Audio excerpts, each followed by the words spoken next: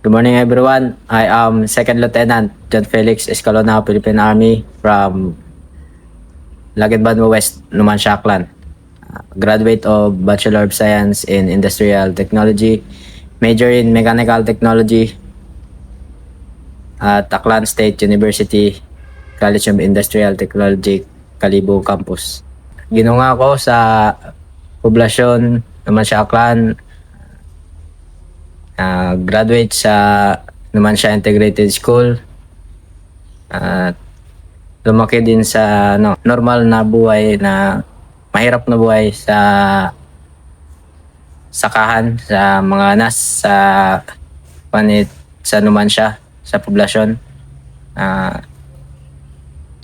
Nag-graduate ako at college nga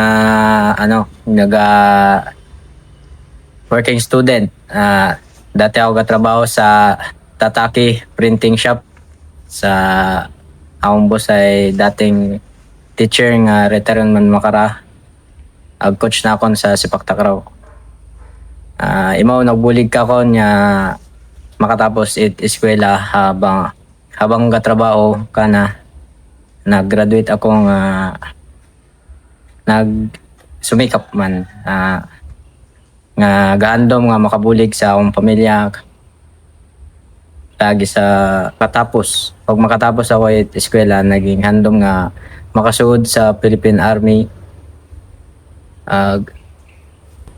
Nakasuod yun ako bilang nag-graduate bilang isang opisyal. Second lieutenant. Bukod madali bilang estudyante nga self-support, pero kung tinguha ka man niya makagraduate, may handom ka para sing pamilya, ubrahon mo man tanan para makatapos ka ag maabot ang handom sa kabi san malisod. What malisod kung porsigido ka para maabot yung mga handom. Handom ko gid niya matawan may niya kabuhay akong pamilya. Lalo na si nanay, makabawi ka na sa ng sakripisyo bilang nanay. Kasi akong nanay ay housewife. Bata pa ang kami ay naghiwalay yun sanda akong tatay. May nagkaroon pamilya nga iba. Tapos binuhi kami, daywa kami nga magmanghod. Akong manghod is namatay siya nung ng 2022. Daywa kami, tapos pinabaho kami ni nanay. Imagang isa sa buligman akong lolo ag lola. Si nanay ay housewife, dating labandera. Makarahay sa bagay lang gid imaw kasi ginpapundo ko man imaw trabaho. Kasi nahapo man imaw kung masobrahan trabaho. Kaya habang sa bagay imaw, nag-self-support lang ako sang pagtuon. Nag-working student sa printing shop.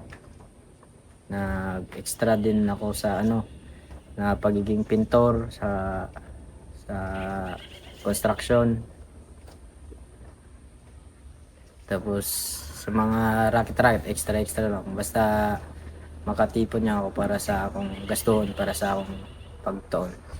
Andom ko nga matawan may niya kabuyang nanay, magpabawi ako kana.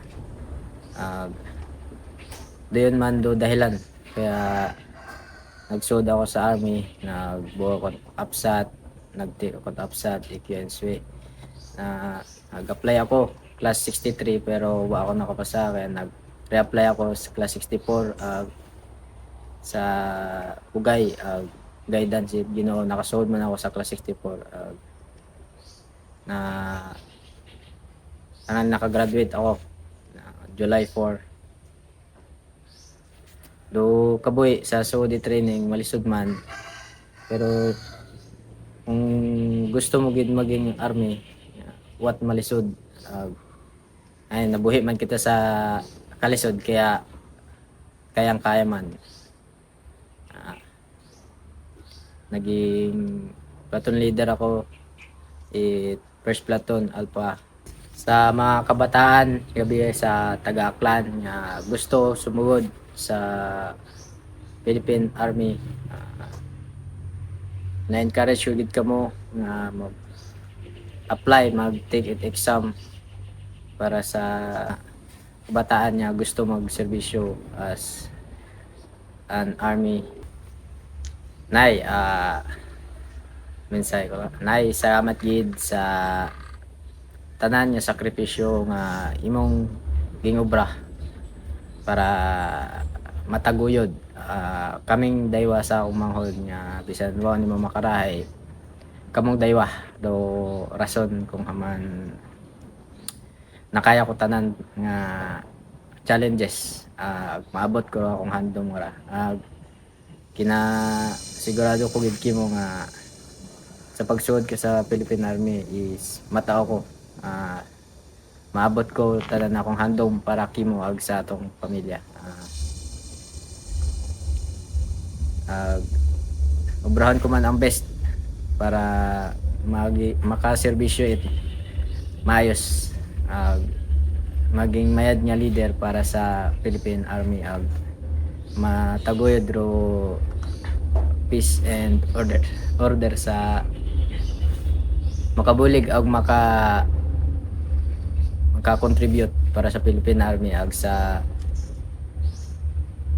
kapakanan Pilipinas.